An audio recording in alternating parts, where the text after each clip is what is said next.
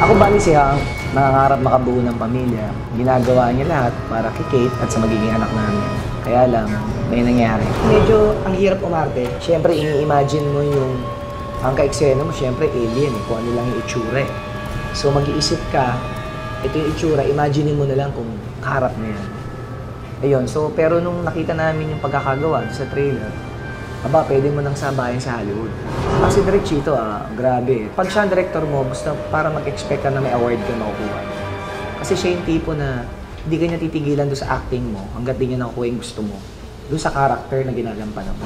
Inimbitahan ko po kayo manood ng Shake, Rattle, Roll 14. Dito po sa Regal kasi, nangyayari yung mga artista na nagsasama-sama, kahit kapatid, kapuso, kapamilya. Dito, nag-iisa kami. Kaya sana po abangan ninyo dahil gusto nyo pong matakot, gusto nyo pong matuwa. Aba, ito na po ang Shake, Rattle, Roll. Directed by Chito Ron. Shake, Rattle, Roll 14, the official entry sa Metro Manila Film Fest ngayon pong December 25.